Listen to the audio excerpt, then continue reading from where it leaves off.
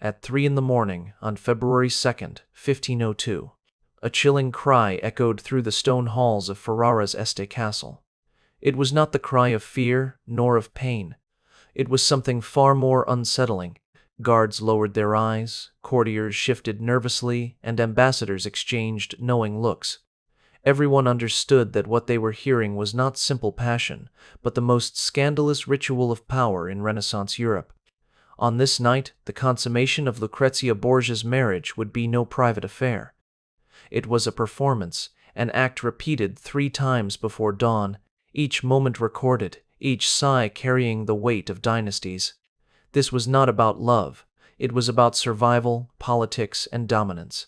What unfolded in that chamber transformed a 22-year-old woman into the most dangerous weapon of diplomacy the Renaissance had ever seen. Brace yourself. This scandalous wedding night changed Italy forever. The year was 1502, a time when Italy was less a united land than a fragile chessboard of rival powers.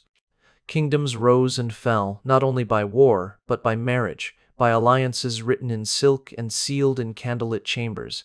And on the night of February 2nd, in the city of Ferrara, one such alliance would alter the balance of Renaissance Europe forever. Inside the Este castle, the courtyard slept under a blood-red moon, but behind guarded doors, all of Ferrara held its breath. For within the ducal chambers, the wedding of Lucrezia Borgia, daughter of Pope Alexander VI, was about to be consummated. This was no ordinary union. It was a calculated ritual, a performance where flesh became the battlefield, and every sigh carried the weight of dynasties. At just 20 years old, Lucrezia was already infamous. Twice married, twice marked by scandal. Her first husband humiliated as impotent, her second strangled to death within Vatican walls. Her beauty was praised in poetry, her name whispered in fear. She entered Ferrara not as an innocent bride, but as a survivor sharpened by betrayal. And now she stood at the threshold of her third marriage, where survival meant transforming her body into the sharpest weapon of diplomacy. Her new husband, Alfonso d'Este, heir to Ferrara, was a different kind of man. A soldier, an engineer, a Renaissance prince whose strength was forged not in gossip, but in cannon smoke and steel. Unlike the courtiers who lived on whispers, Alfonso embodied raw power, yet tonight his virility and honor would be put to the ultimate test. For in Renaissance Italy, the consummation of a marriage was no private matter. It was politics made flesh. Witnesses, sometimes hidden in shadows, sometimes recording from behind curtains, were tasked with ensuring that passion had been fulfilled. The legitimacy of entire dynasties depended not just on words but on proof, on the cries that echoed through the stone corridors.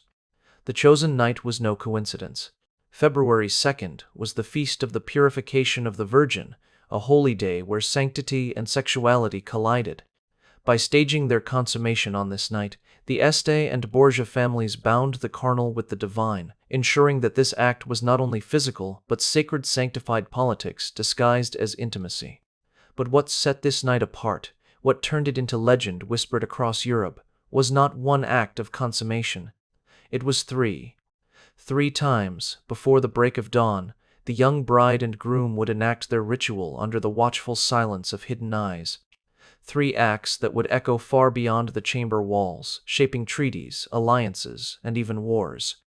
This was the scandalous Renaissance wedding night of Lucrezia Borgia, recorded, remembered, and weaponized for generations. To some, it was the ultimate humiliation, a woman's body reduced to spectacle, her intimacy transformed into politics. To others, it was the moment Lucrezia seized her destiny, proving she could turn vulnerability into power. As the first candle was lit and the velvet curtains fell across the bed like theater drapes, the stage was set. The marriage of the Pope's daughter and the Este heir was about to become the most infamous performance in Italy. A union where survival, desire, and power fused into a ritual, repeated 3 times in one night, leaving behind whispers that still scandalize history. In Renaissance Italy, marriages were never simple unions of love. They were political treaties, agreements signed not with ink, but with bodies. Behind every wedding feast, behind every glittering ceremony, there was a contract written in flesh. To the powerful families of Italy, a bride was more than a wife. She was a bargaining chip, a vessel for heirs, a symbol of alliance. And for the Borgias, no one embodied this more dangerously than Lucrezia Borgia. Her father, Pope Alexander VI, had mastered the art of turning his children into weapons. His son, Cesare Borgia, carved territories through blood and conquest. But his daughter, Lucrezia, wielded a different kind of blade: beauty, charm, and strategic seduction. Twice before, her marriages had been pawns in her father's game, and twice before they had ended in scandal. Her first husband, Giovanni Sforza, fled Rome branded as impotent after whispers spread that the marriage had never been consummated. The humiliation was public, his honor destroyed, and the annulment sealed Lucrezia's reputation as a dangerous bride. Her second husband, Alfonso of Aragon, fared even worse, strangled to death inside the Vatican itself, a victim of papal intrigue. Rumors swirled that Cesare himself ordered the murder. By the time Lucrezia prepared for her third marriage, she was no innocent maiden. She was a survivor of the Vatican's darkest games. The Este family of Ferrara knew this. They did not marry her for love. They married her because the Borgias were power incarnate. By joining their house to the papal dynasty, the Estes secured not only political protection but immense wealth. Lucrezia's dowry was 100,000 gold ducats, a fortune so vast it could fund armies. Yet money alone was not enough. In the brutal politics of the Renaissance, wealth meant nothing without legitimacy. And legitimacy was proven only in one place: the marriage bed. This is what made Lucrezia's wedding night so perilous. It was not a private affair. It was a trial, a test, and a performance. Consummation was politics. Without it, the marriage could be annulled, alliances broken, treaties dissolved. Enemies of the Borgias waited eagerly for the slightest whisper of weakness. A single rumor that Alfonso had failed, or that Lucrezia had not conceived, could collapse the entire alliance. And so, to ensure survival, the ritual became extreme. Not once, not twice, but 3 times before dawn, the act had to be performed and recorded. Witnesses were placed in secret, chancellors assigned to take notes. Behind the velvet curtains, intimacy became evidence, desire became testimony. Every sigh, every cry, every whispered word was political proof. Lucrezia understood this better than anyone. Having suffered humiliation before, she knew that failure in bed meant failure in politics, and failure in politics could mean death. Her strategy was clear: she would transform what the world expected to be her weakness into her greatest weapon. By surviving the night, by proving herself 3 times, she would become untouchable. For Alfonso, too, the stakes were immense. Known as a soldier and builder of cannons, he was strong, but strength on the battlefield was meaningless if he faltered in the chamber. The fate of his dynasty rested on his ability to endure and perform under pressure. The Este family could not afford whispers of impotence. His body, too, became a weapon of politics. Thus, when the doors closed and the candles flickered, the stage was not set for romance, it was set for survival. This was no fairy tale. It was a contract, a ritual, a scandalous performance where power was measured not in crowns or armies, but in flesh and blood. As midnight deepened, the Este castle transformed into a silent theater. The corridors outside the ducal chambers were hushed, yet everyone knew what was about to unfold. The guards stood like statues, courtiers whispered behind their hands, and foreign ambassadors listened for every echo. For on this night, the marriage bed was no longer private. It was a stage, a courtroom, and a battlefield. The ritual began with ceremony. The curtains of crimson velvet were drawn, candles flickered against tapestries of war and conquest, and the bed was prepared as if it were an altar. For the Este family and for the Borgias, the consummation was not simply an intimate act, it was the sacred sealing of an alliance. The first consummation came swiftly. It was passionate, but not uncontrolled. Alfonso and Lucrezia understood that eyes and ears, though hidden, were upon them.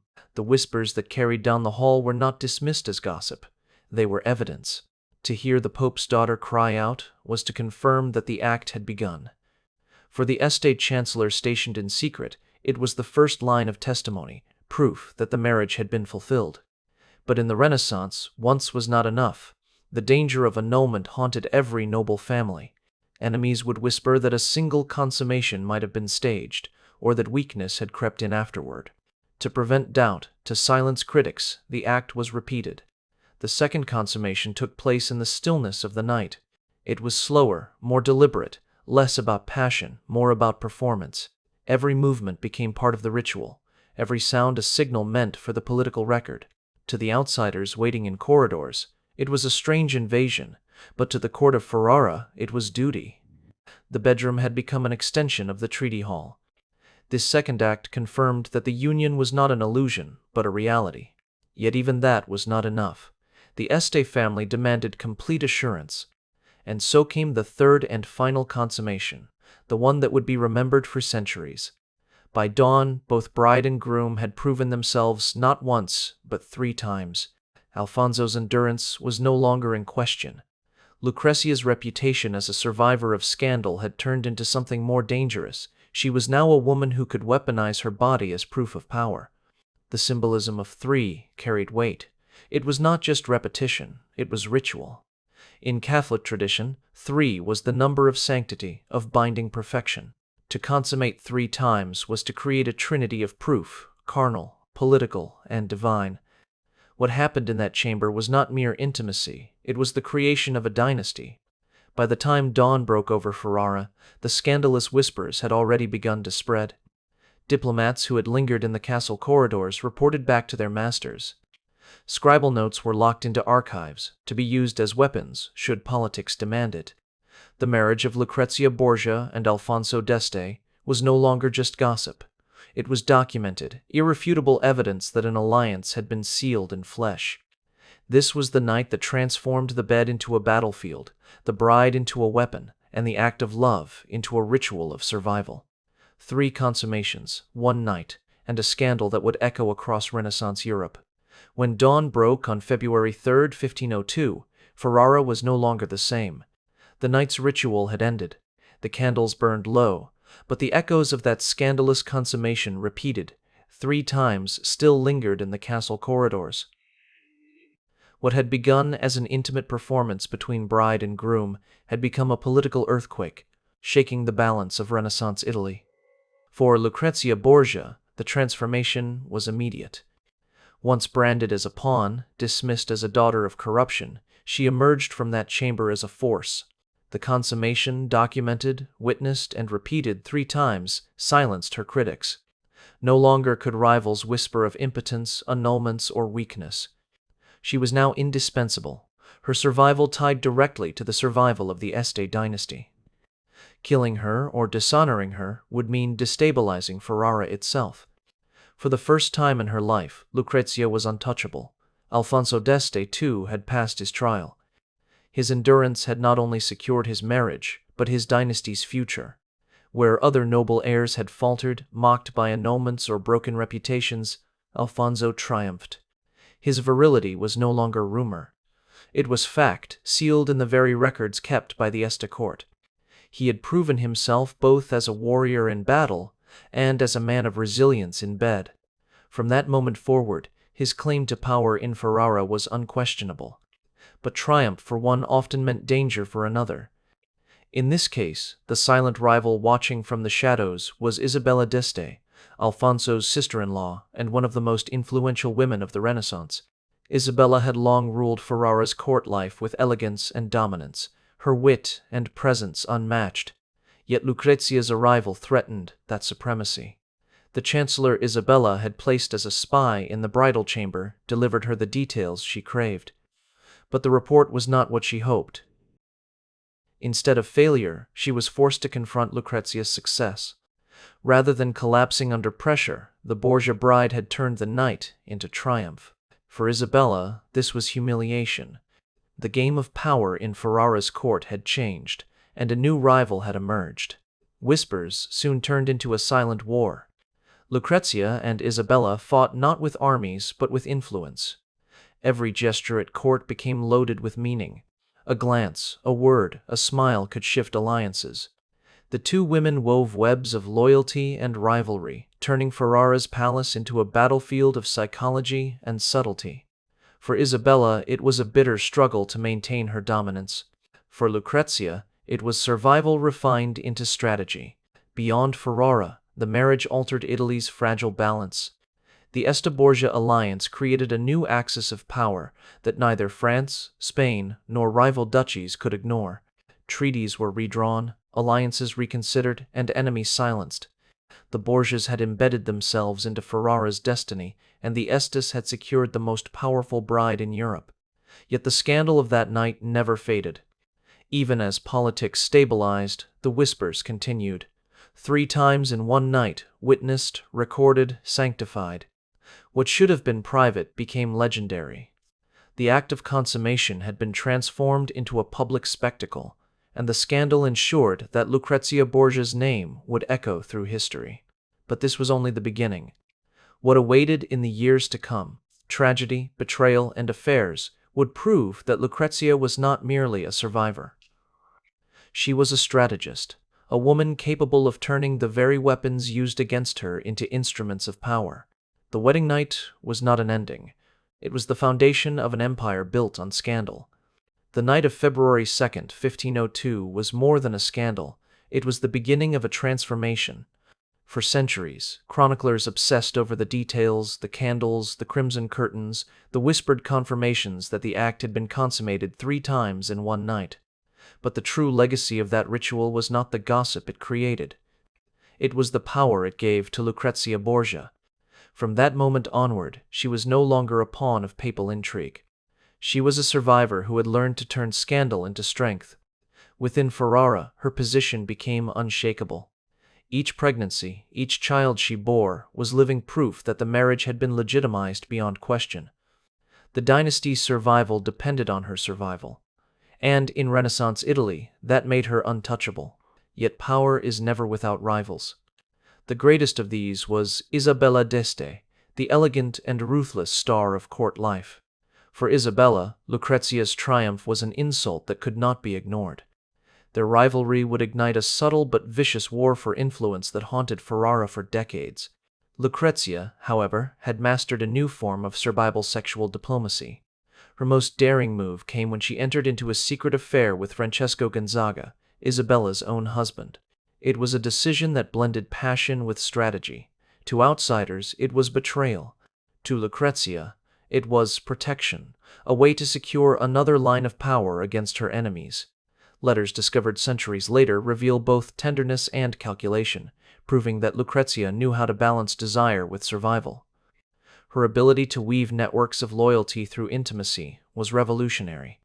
Where most women of her time were broken by circumstance, Lucrezia thrived. She turned every weakness into a weapon, every scandal into a shield. She showed that in a world dominated by men, a woman could bend the rules of power by mastering the only battlefield left to her: the marriage bed and the court of influence. The impact of her scandalous wedding night reached far beyond Ferrara. Other noble houses began to imitate the protocol. Multiple consummations, witnessed and recorded, became the standard to prevent annulments and silence rivals. The bedroom was no longer private, it was political. What Lucrezia and Alfonso enacted in their chamber became a template for dynastic survival.